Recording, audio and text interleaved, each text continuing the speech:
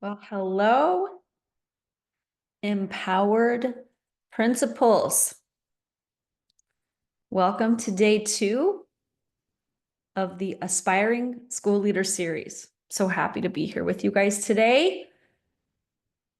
And I want to welcome you in. So be sure to say hello in the chat. I'll make sure that I say hello back. And if you're catching the replay, I am honored that you are here today, and I am sending you all of the good vibes so that you can get hired. That's the goal of this, right? So come on in, grab your pens, let's dive in. And again, I want to say every single day that you show up to these calls is you stepping in to your leadership identity. That's what we're going to cover today, talking about your identity as a leader. Think about it when we sign up for something, particularly a free master course that we didn't pay for, we didn't have a lot of skin in the game on, or you go to a conference, let's say your district sends you to a conference, we're all hyped up and we go to the mingler the night before, and then we go to that first day and we take in all that we can. And then the second day, we're so exhausted. We're like, maybe I'm going to sleep in and then hit that later morning session. And maybe I'm going to skip out a last session. So having the capacity and having the desire to show up for all 4 days, like here you are on day 2, that's such a testament to your commitment to yourself as you desire to be a leader. And it's a commitment that you'll want to like exercise and stretch and expand, because you are identifying as a leader just by showing up for this series. You're accepting the invitation to step into your identity, and you're really welcoming in that energy that we talked about on day 1. Okay. So I really want to commend you for that. Like, it is hard. It's hard. You've worked a full day. Now you're coming home or you're at work and you're watching this now. That really honor yourself for that. It's a big deal. So if you made it to day 2, congratulations. A lot of people will fall off after day 1, but not you. You're here. And even if you're watching the replay, it counts. So kudos to you. All right. If you're catching this live and you didn't catch day 1 and this is the first time you've ever met me, I like to introduce myself every time because we get more and more leaders here in the mix. My name is Angela Kelly. I'm a former elementary teacher. I was a reading specialist, an instructional coach, site administrator, district administrator, turned certified life and leadership coach. What I love to do more than anything is to support site, district, state leaders in navigating the demands of this job. It's a big one, right? Education's tough and it's a big one. And so I'm really here to help you create and design the experience you want in school leadership. I want you to love this job so that you don't leave it. The kids need you, teachers need you, paraprofessionals need you, parents need you, our community needs you, society needs you. And why not make it the best experience ever?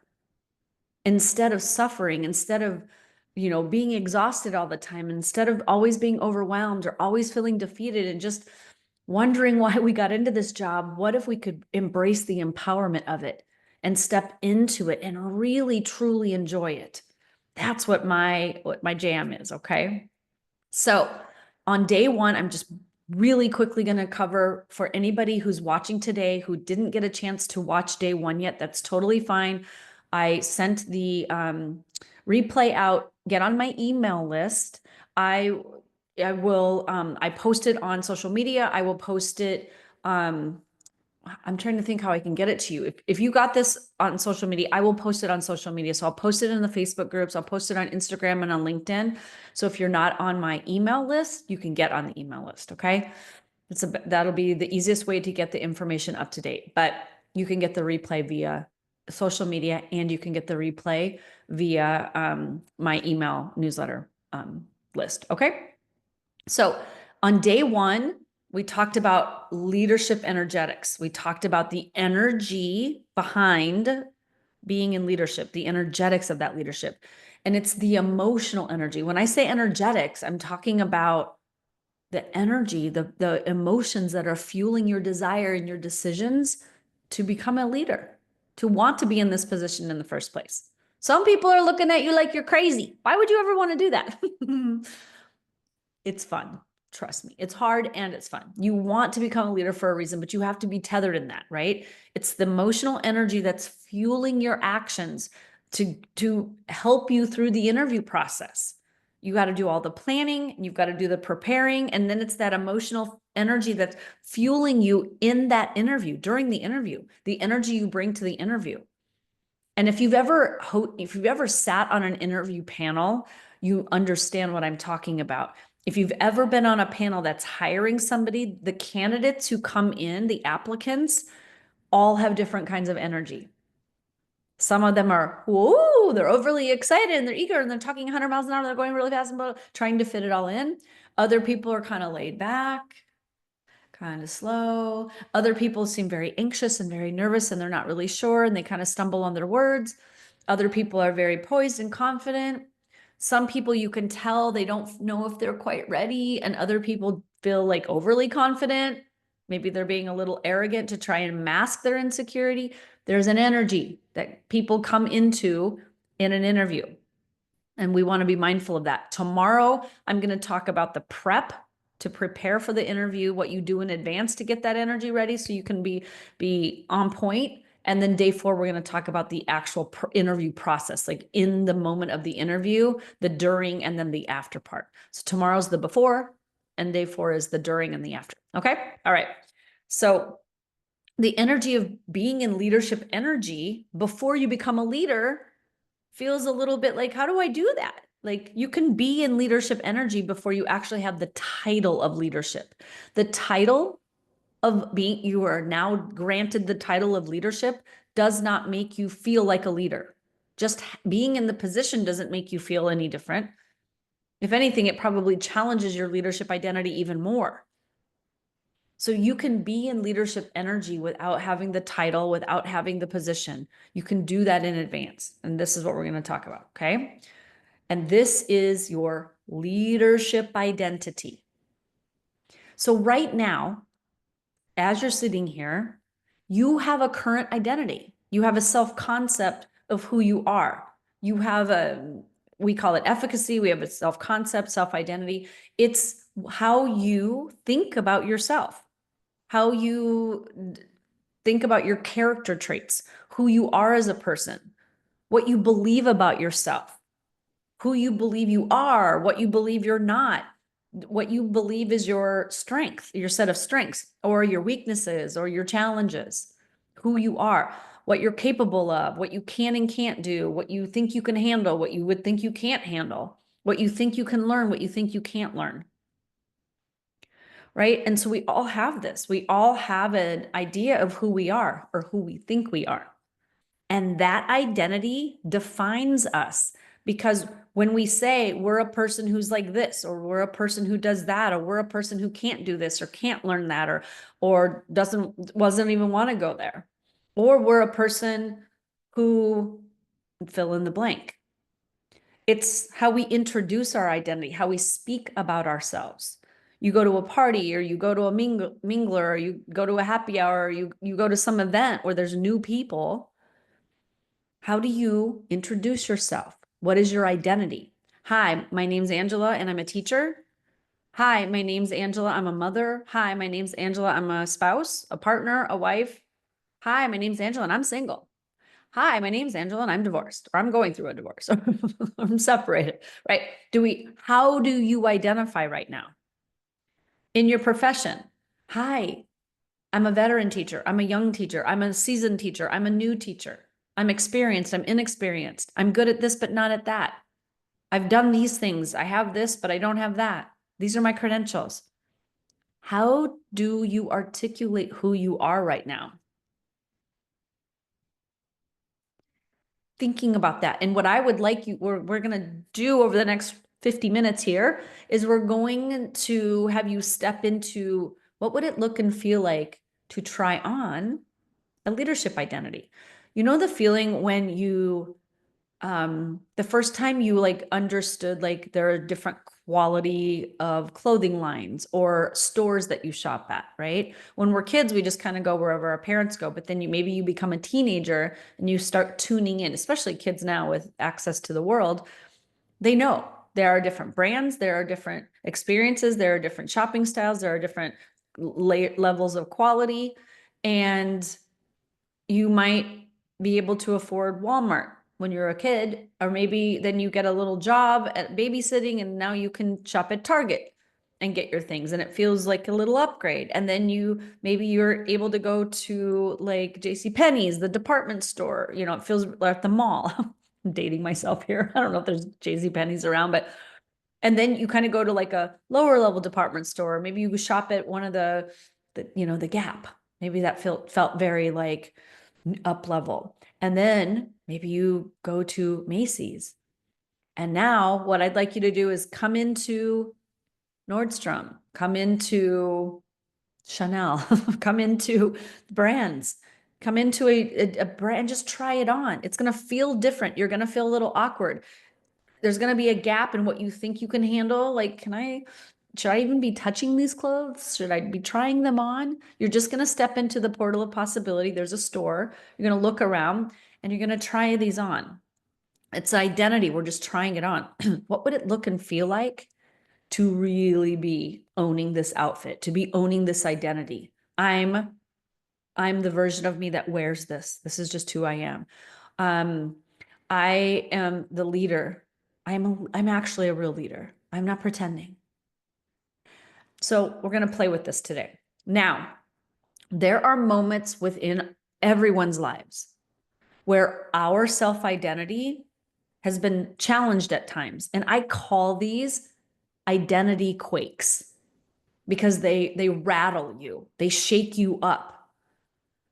Like, let's say you felt like you were a really good writer in elementary school. You got the great grades, you got performing above, standard in your English classes, your language arts, and then through middle school. And then you go to high school and you get a really strong writing teacher who's more critical, who's got more feedback, who's got more depth to her teaching, and is like shaking you. Like, or maybe you made it through high school and you get to college and you're like, whoa, this is not the same kind of grading or feedback I'm used to, right?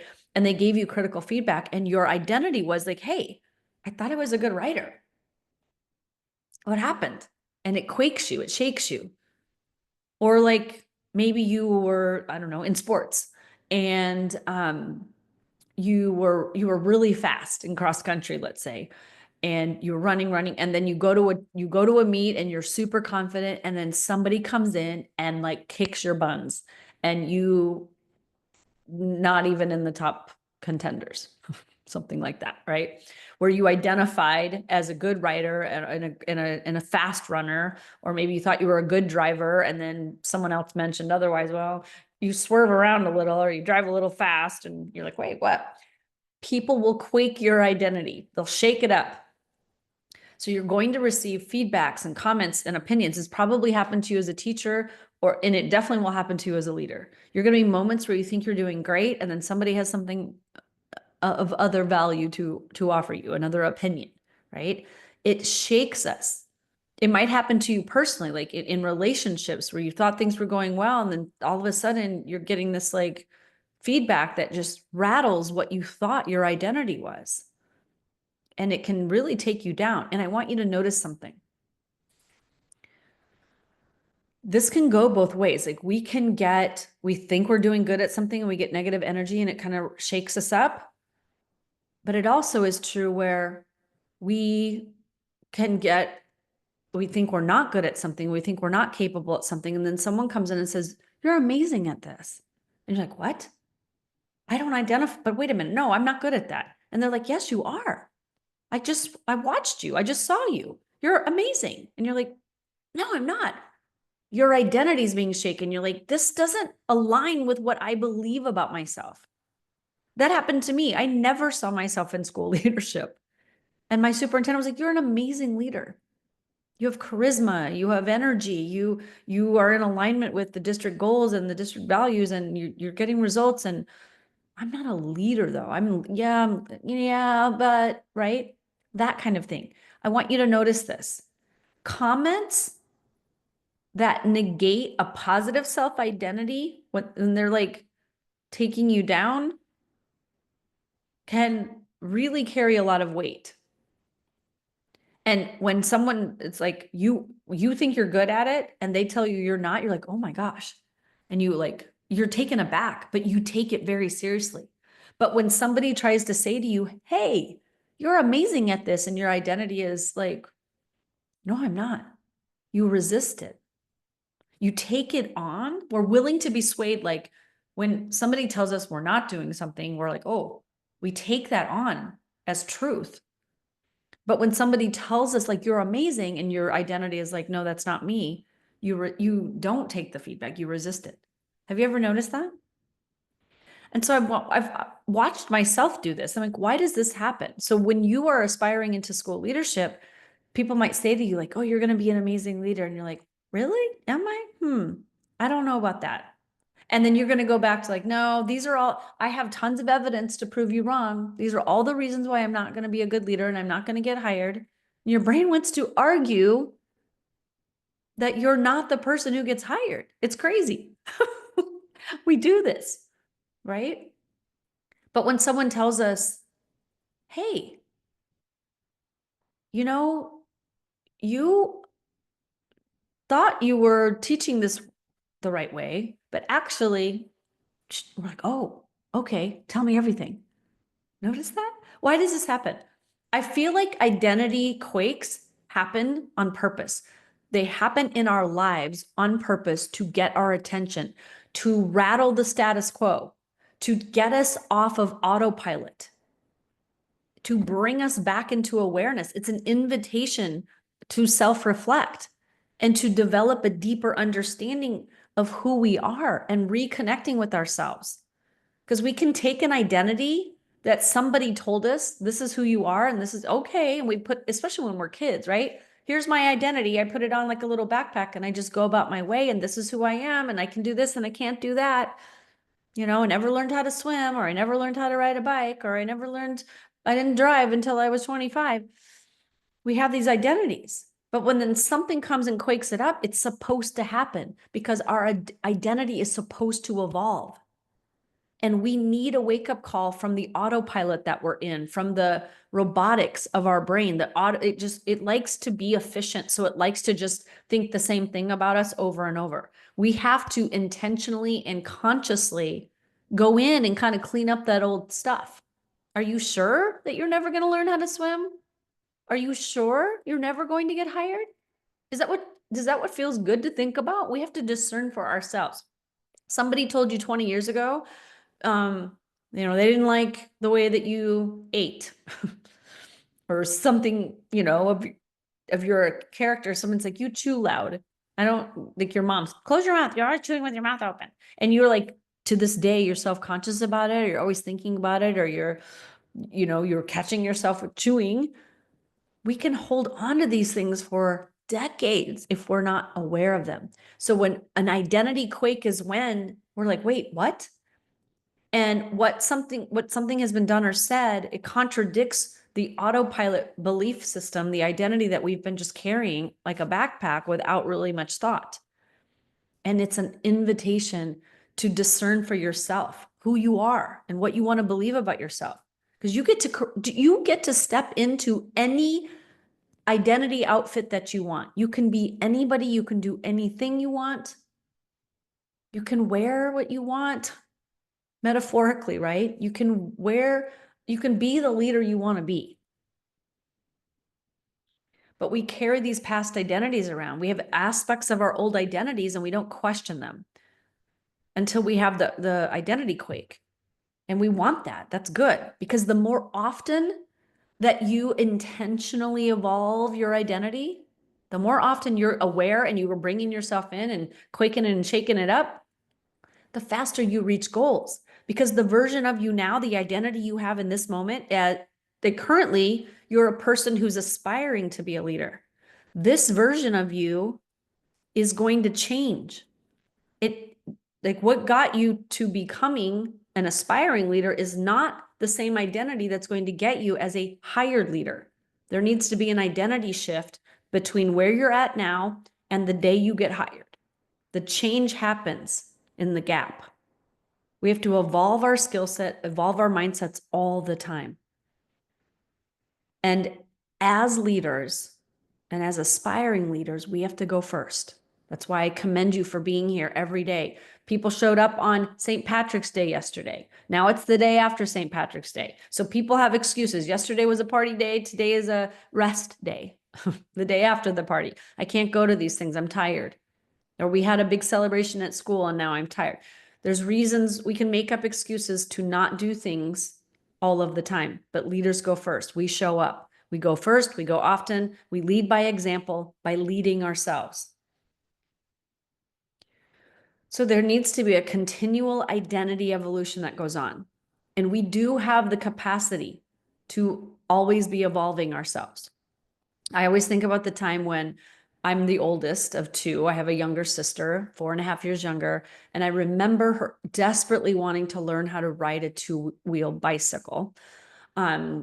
She'd been on her training wheels for a long time and she just kind of was complacent with it until we moved. We moved to a new town and the kids in our neighborhood, everybody rode their bikes and I was off to the races. I was going with everyone on the bikes and she wanted to go too, little sweet little thing. And I remember my dad trying and my mom trying and they're like, Angela, you try. Go, please get her to ride. She's bugging us. And I went out there and she kept, I can't do it. I can't do it. I can't do it. And my dad had taken off her training wheel. So she didn't have the luxury of relying on them anymore. So she kept saying, stay behind me. She was so scared. And what I did, and I didn't realize I was doing it at the time, but what I did for her was, the first couple times up and down the alleyway, streetway, I ran behind her. First time I held it. The second time I ran behind her and I only held on to it if she wobbled. And then the third time I didn't touch it at all. And then the fourth time I was like, you're getting it, you're getting it. And then we went down and up and then down. And then the fourth time she took off and I just stood there and I let her go. And I can hear her, don't let go, don't let go.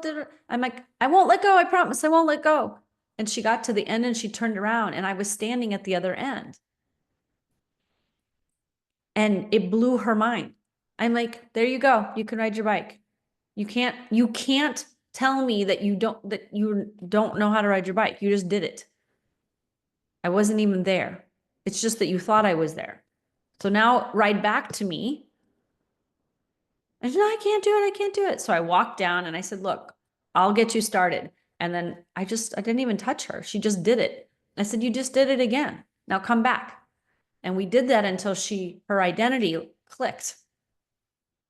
So our identities can evolve very quickly and in real time, but we have to, and as adults, we have to ask ourselves to do it. We can go from thinking one thing about ourselves to completely thinking another thing at any time. And while you're here now, you can identify as a leader without the title, without the steering, without the training wheels, right? Because the title are the training wheels. You don't need to be a leader to identify as a leader. You create your identity. You can identify as an impactful leader and then learn those skills to become impactful. Identify first and then do. Identify as the person who gets hired and then you get hired. That's what makes this so fun. Okay.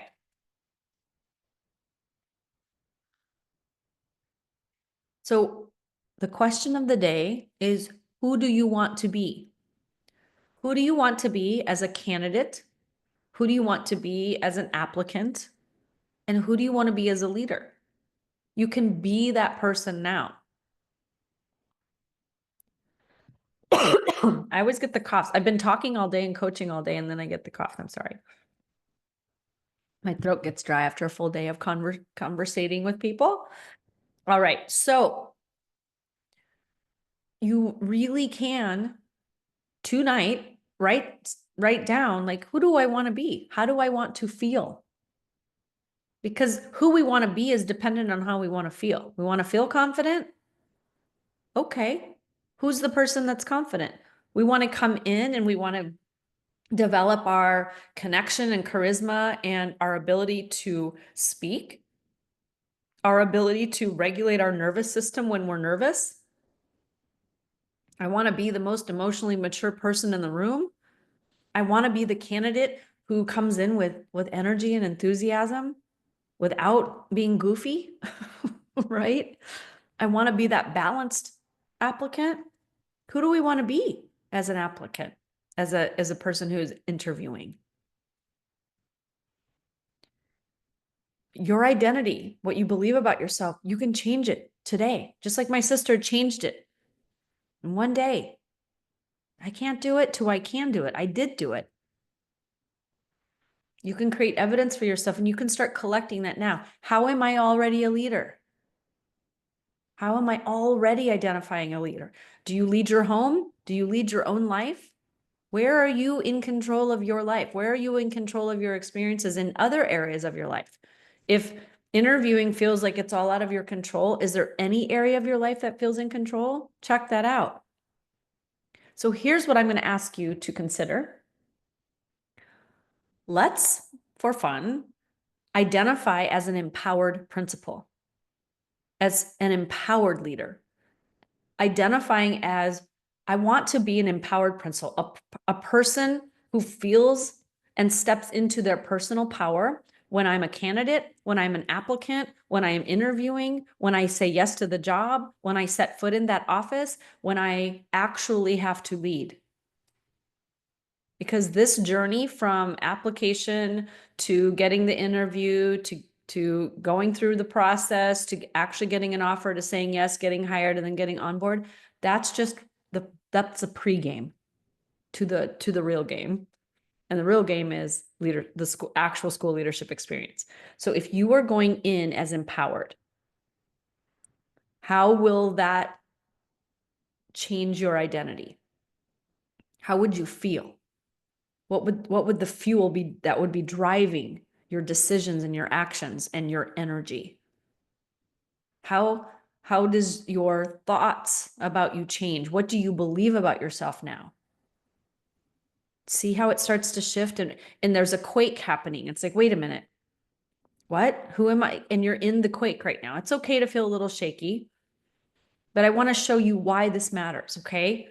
Your identity, how you identify as a leader and especially an empowered leader, an empowered principal, it creates impact. So your identity is correlated to your impact because your identity is your self-efficacy. It's just the belief that you have about your capacity and your capability to achieve or accomplish something. Do I have the capacity? Is my self-efficacy high? Do I believe in myself, my self-esteem? We have a lot of labels for it. I think of it as identity, how I identify, and my self-concept of who I am. When you have a strong self-concept, you feel good about yourself. That's fuel. That's the energetics. That's the emotional fuel. That leads you into feeling inspired, feeling motivated, feeling capable. Your like energy level goes way up. It's a higher vibration. It's a higher frequency. And that energy is where you start to create some, you have different thoughts and you have different ideas and different interpretations, and you're expanding and growing, and more stimulus is coming in and more ideas, and you're gaining momentum, traction. There's energy, there's movement. And that momentum, that energy, that movement, that's what creates the impact.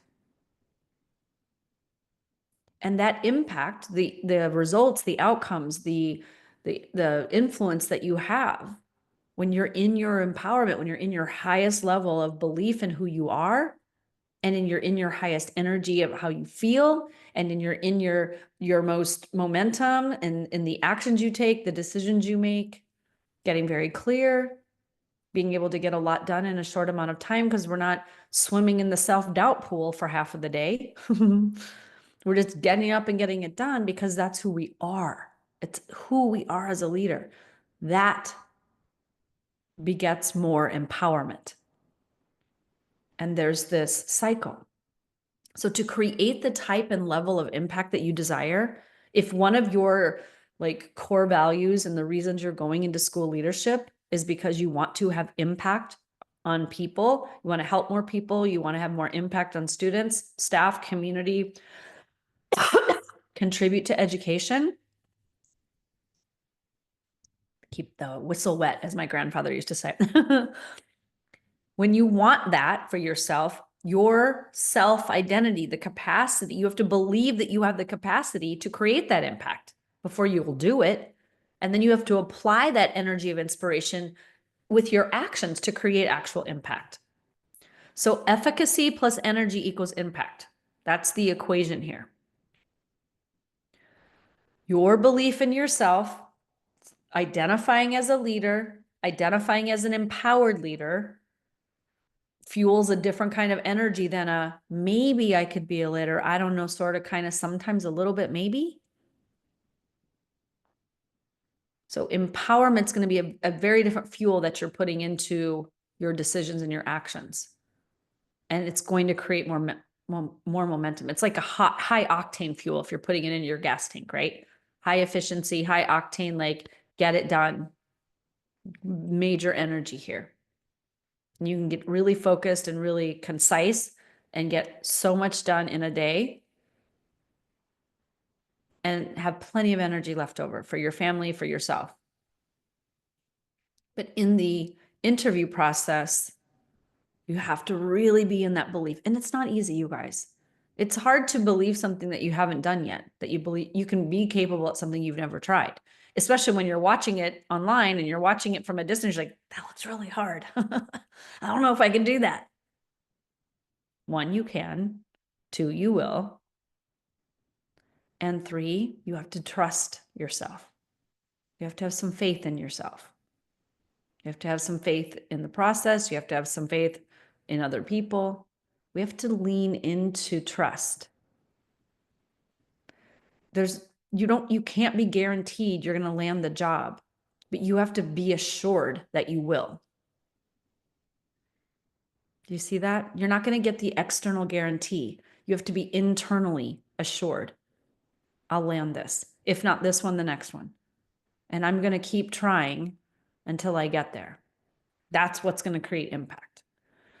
Now, I'm going to bring something up here because it comes up in coaching, and I want to just give it to you right now.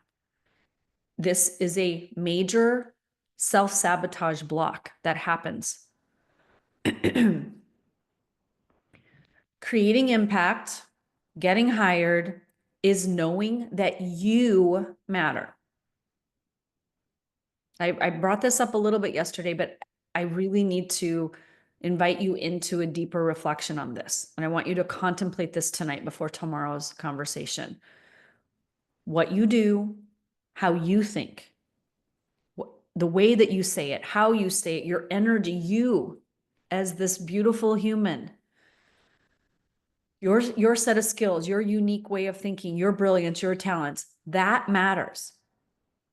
Your dreams matter, your desires matter, it all matters. And so often, particularly women, will say to themselves, well, like, there's just like this little old me energy, or, everybody else comes first. The teachers, oh, they're working so hard, celebrate the teachers. That's a great thing to do. Oh, that paraprofessionals, oh my gosh, look at them. They're really, they're doing such a great job. Celebrate them. That's okay. Oh my gosh, my kids, everything for my kids. I got to get them here and there. Like, I'm doing all the things. I got to fuel them, got to get healthy foods, got to get to the PTA, got to get to the sports event. That's all fine. Oh, my husband works really hard. My spouse works really hard. My partner. Oh, my girlfriend. We do this for everybody. We celebrate everybody else and all their accomplishments, and we are the wind beneath their wings to help them fly, because that's who we are. That's how we identify. And then when it comes to us, we're like, well, like, I don't really have the time to go work out or take a walk or go to a yoga class or go to bed early because I've got all these things to do. Or I don't know if really I can go into school leadership because it looks like it's going to take a lot of time, and I've got, there's so many other things going on in my life. Or I really want this for me, but like my partner's worried that I'm going to, it's going to consume me and take too much of my time. So I don't know that I should do it. Or name your scenario, right? You have to identify as a human who matters to you. What you want matters. Your uniqueness matters. The way you do it. Nobody else can be you. Nobody else can do it like you. And so many times I see people celebrating all of them, those around them. But we're not celebrating us. We're not honoring us. Our stuff comes last. What we want, what we need, from everything from food to when we use the restroom, to wanting to take a day off, to doing what the kids need first, doing what the teachers need, doing what our superintendent needs. We put everyone first. But leadership is going to require you to identify as a person who also matters. What everybody else is doing on campus, it's equal value, different contribution, but equal value. And you, whether you're a teacher, a coach, whatever you're doing right now, it has value. It matters. But so do your personal needs. When you want to create major impact, you want to expand your capacity to be able to handle anything that comes your way, like mentally and emotionally. And you also want to expand your physical capacity to be able to show up and have the physical energy to lead a school all day and then come home and still have energy and space for yourself and your family. You have to believe that you matter. You can't not put gas in your tank and then try to drive around to everybody else's events. You can't do that. You matter. So when you go into an interview, you have to believe that your unique perspective matters, that you have something valuable to contribute, that your needs matter, that your input matters, that your ideas matter. Mattering, I had a couple of writers on the podcast, maybe, I don't know, 6-8 months ago. And they wrote a book called, Mattering for Teachers, or Teachers Matter. And I'm here to say, school leaders matter. Like, for those of you who really want to make an impact, you must first decide that the impact you want to make matters to you. You are the one that makes this happen, not anybody else. Your dreams, your desires, the only person who's qualified and eligible to make them happen is because of you. You are the one. You matter. You have to really believe this. So I invite you to really think about when you're including your identity work, on a scale of 1 to 10, how much do I matter? Do my things matter to me? Am I honoring what I want to do, what I need physically, mentally, emotionally, what my desires are, what I want to do for fun, what I think is important, my voice, my ideas, my insights, my wisdom, my experiences? Do I value them? Do I acknowledge them? If we can't do it for ourselves, other people certainly aren't going to do it for us. So sit with that tonight, okay? Now, in the interview process, you're going to run into challenges, obstacles, detours. There are going to be things that trigger you emotionally. They're supposed to be there. It's like a video game. If there were no obstacles in the way and you could go from A to B and just get to the end of the the level. If you're playing and you just go straight through and there's no obstacles and there's no challenges, number one, what fun is the game? And number two, how do you get skilled? How do you know how to overcome an obstacle if an obstacle never comes up? Obstacles come into our path with intention. There's no obstacle that you're facing that's just random. It might feel random. It might feel frustrating at the time. You might want to throw it to the side, but it will come back because it has an intention. There are going to be situations in the interview process that will trigger your emotions. Someone's going to say something, or they're just going to sit there and look. Weird things are going to happen. Okay. People are going to look at you. They're going to ask you weird questions, or they're not going to ask any questions at all. People are going to make faces. People are going to be on their phones. People are going to be like on their computers. There are going to be people who like seem a little too excited and they just want to get this position filled. The first person that walks in the door, hired. That might not be your ideal match, right? And I'm going to help you tomorrow on how to like start, identifying the match for you. Okay. But these triggers that will come up, they'll put you into reaction mode. So just be aware of them. And what I teach something called the empowerment cycle, where the obstacle comes in on purpose to up-level you. It's the emotional trigger. It's like, boom, challenge, boom, obstacle, boom, plot twist. Something happens. You're like, whoa, you get a little quake. And you have an emotional reaction. That emotional reaction is supposed to be there to get your attention. It's how awareness is created. And mark my word, you are going to be in some interviews and this is said, or that said, or that said, or this face is made, and you might pop. It happens. When we get dysregulated, number one, it's normal. But our brain, when it goes into fight or flight, it goes into all or none thinking. Now, our brain goes into all or none thinking by default. We have to be intentional about that, but especially in fight or flight. And it's going to do one or the other. It's going to say something about me is wrong. Oh my gosh, I must have said something wrong. I must have answered the questions wrong. I must have done this wrong. Something I did was wrong. Or it's going to say something about them is wrong.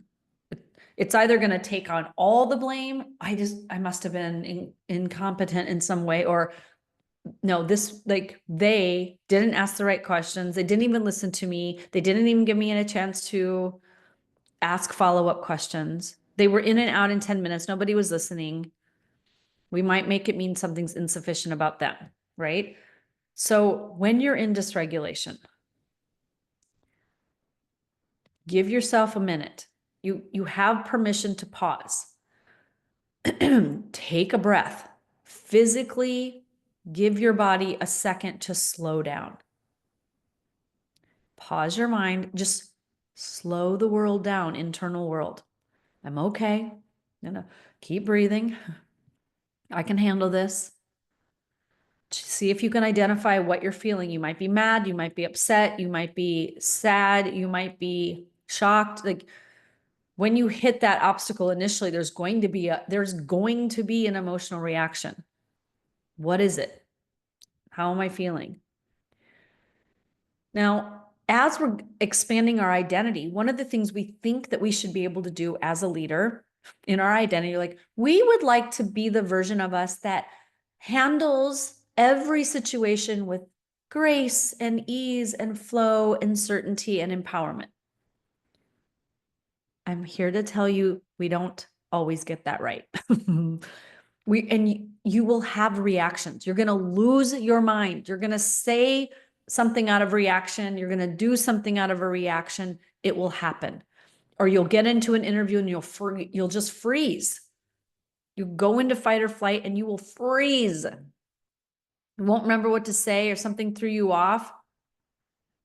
What happens is the minute we get out of that situation, we judge the human reaction. We judge ourselves for being human. And we're like, oh my gosh, I can't believe I did that. I shouldn't have done. Oh my gosh, this is what I should have. And we perseverate, right? We judge ourselves, we're critical of ourselves, and we spend the rest of the night thinking about what we should have said, what we shouldn't have said, how we should have answered this. And we can obsess about it. And we judge ourselves, we get mad at ourselves, and we're judging ourselves for being human because we're thinking we should have done it perfectly. We should have showed up. We should have been able to handle it. We should have been able to finesse this, and we can get really hard on ourselves. And then the other thing we can do is we can get into compare and despair. So if you've been interviewing for a while and your friends are getting hired, or your colleagues around you are getting hired, everybody, other people that you're talking to, and they're getting hired and not me, what's wrong with me? Or I'm not being set up for success. Like we kind of either blame and abdicate, or we like over assume responsibility, versus the land of Anne, which is what felt good, what didn't feel so good, and what do I want to adjust moving forward? We get into compare and despair. And when we start doing that, like what do they have that I don't have? This is another trigger. And our brains are like, well, how are they getting hired and I'm not?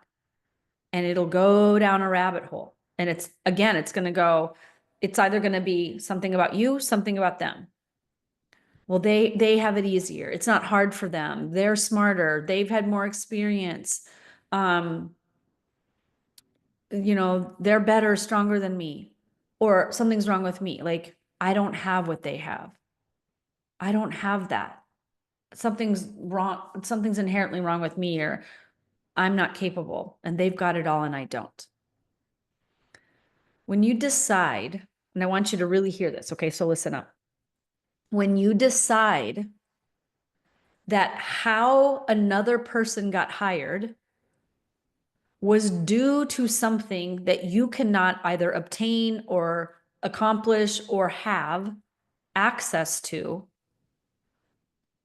if it's out of your reach, it's out of your control, you are out of your empowerment. You have stepped out of empowerment, but you're also off the hook. It's like, well, I don't have access to that, so I guess I can't get hired. I guess I can't be fabulous like them. I don't have it. What you're saying is, there's no chance. I'm stepping out of my power. It's not available to me.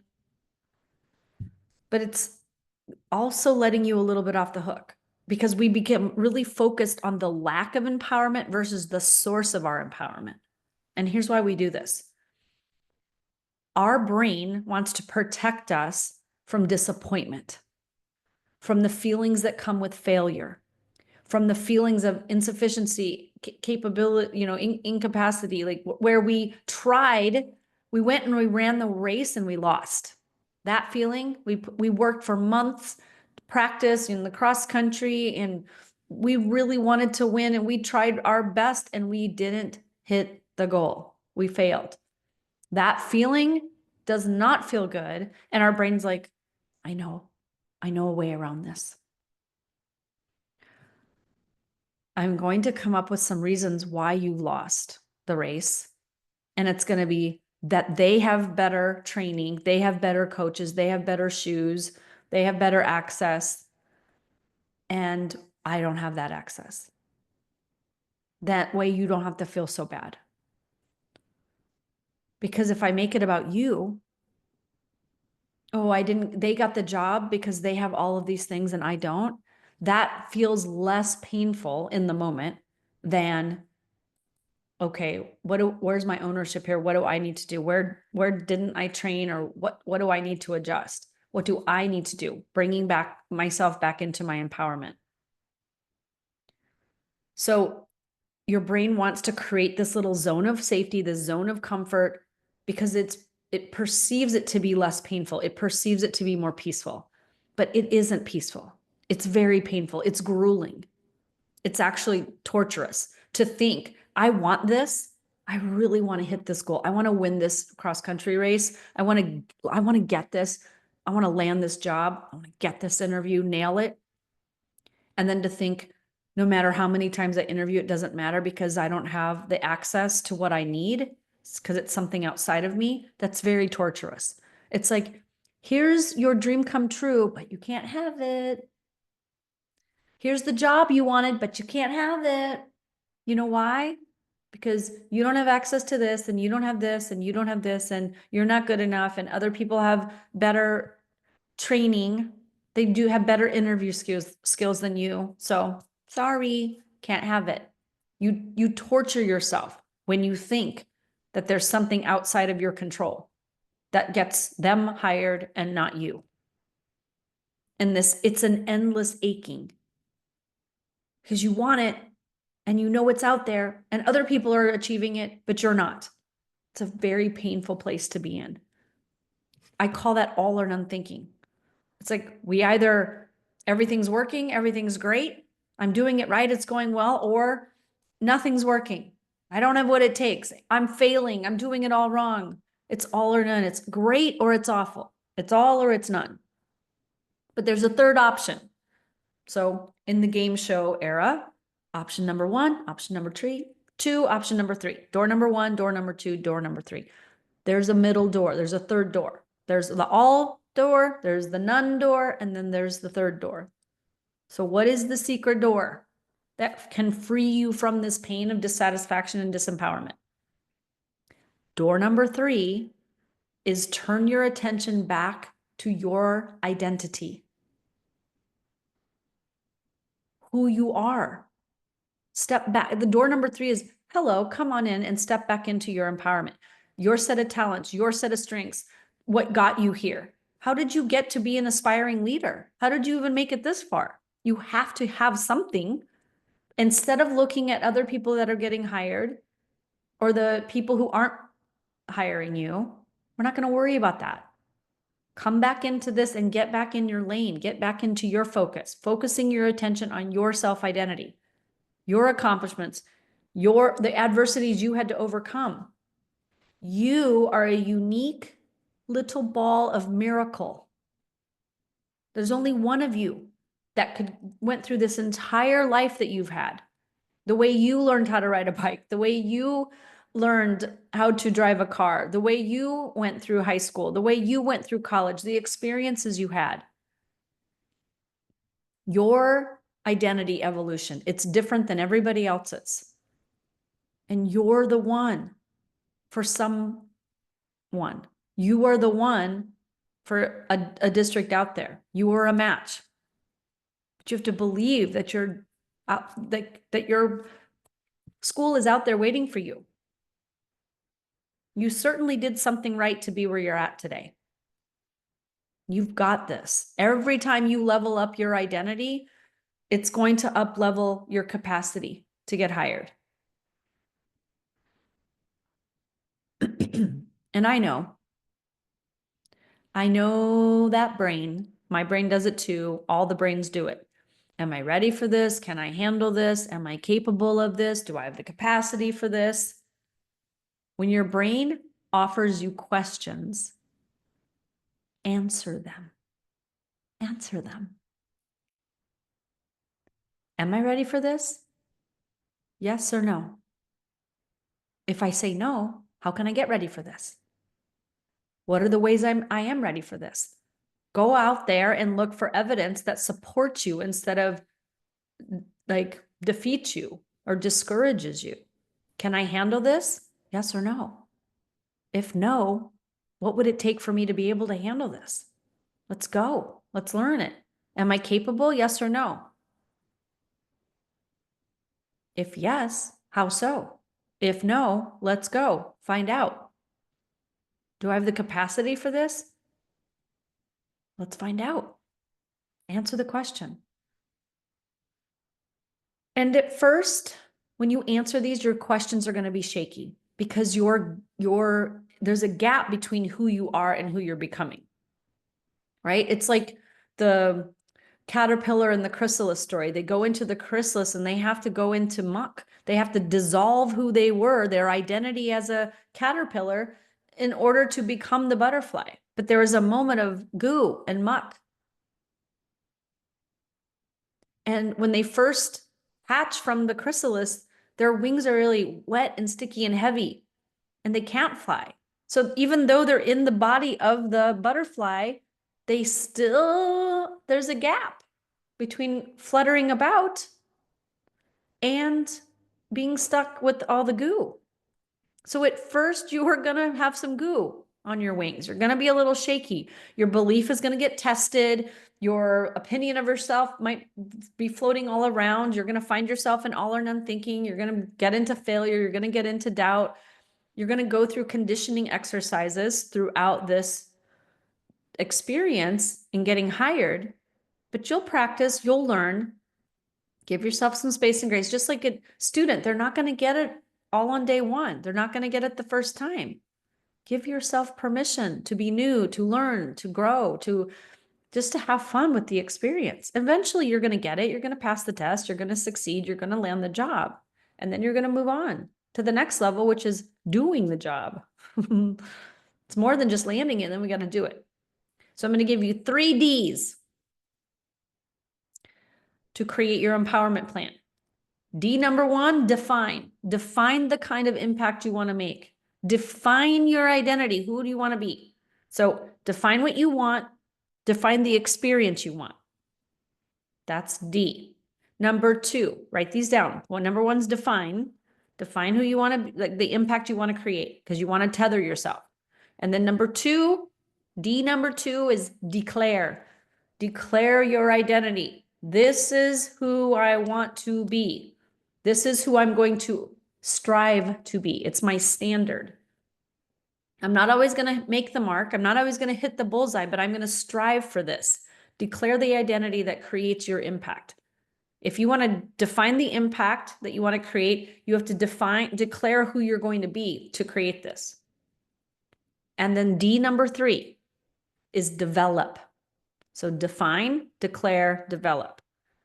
You define what you want and why you want it, the impact. You declare the identity of the person who creates this impact, and then you develop this identity through your experiences, through the combination of your thought work and your coaching work and your actions. You're going to try and fail and all of the beautiful, hard things. But this is the process of human development. It's actually the process we simulate in our schools. Have you noticed this? Learning, teaching and learning, it's actually just human development. It's the school of life. We're in it. We're still in school, and we'll be in school until our last breathing day on the planet. But in the school of life, human development is the timeline. It's the curriculum. There's not bell schedules. You don't have grade levels. You have the option to actually skip class. You don't have to take this test. You don't have to land your job if you don't want to, if it feels too hard. You can stop, but you don't want to. Because you would rather try and fail until you get it than live with regret and remorse. Or live in question of like, what if I would have gone for it? What if I would have landed that job? Then what? Okay. You can stay in the same grade level for the rest of your life. And some people do. They stay in the same identity, in the same grade level, rinse and repeat, Groundhog's Day over and over. But I promise you this, even when you stay in the same grade level for the rest of your life, still the teacher's assigning curriculum, assigning assignments, giving you obstacles to overcome and new challenges and new problems and new learning. Even if you stay in the 3rd grade, you're still going to get homework. So why not move up? Why not get different homework? Why not evolve ourselves, expand ourselves? Because once you up level your identity, I am ready, I am capable, I can do this, I can land this job, you're going to put your energy and your time and your focus and your attention into what you need to know. You're going to study, you're going to gain momentum, you're going to try, you're going to fail, you're going to, okay, what worked about this interview? What didn't feel so good? What do I want to do differently? Until you pass and you get the job. This is what living looks like in its fullest empowerment. This is what the empowered principle is all about. Believing you have the power to create anything you want. Believing in yourself. Evolving your identity over and over again. Going first. Going often. Expediting your results. Expediting outcomes. Expediting and enhancing your experience. Choosing for it to be fun and it to be engaging and it to be fulfilling. Not for it to be hard and miserable and all failure. Trusting that the impact that you were born to make is within your reach. So the starting line here is to believe that the impact you want to create matters, that you matter, and breathe into that because it's going to fuel your identity. Your identity matters. Feel the emotion and energy behind the words. I matter. This matters. My vision matters. I'm capable. I'm ready. I'm in my empowerment. The validation of that, the truth of that, the acknowledgement of it, the wisdom you bring to the table. And right now, your homework for tonight is to look for evidence in your life to prove these words true as they are right now. How are you a leader now? How are you capable now? You don't have to know everything. You just have to know that you'll be able to figure it out. So here are your next steps. Define the impact you want to make and why. Declare the identity that creates this impact. Develop this identity through the combination of what have I already done? Where have I already been a leader? Being in leadership identity, being in empowerment identity. Where have you felt empowered in your past? How can you apply that now? Where have you been a leader in your life, professionally or personally? Do those things. And then tomorrow, we're going to talk about preparing for the interview, day 3. All right, my friends, have an amazing week. I hope this has been helpful, and I can't wait to see you tomorrow. Take care. Bye-bye.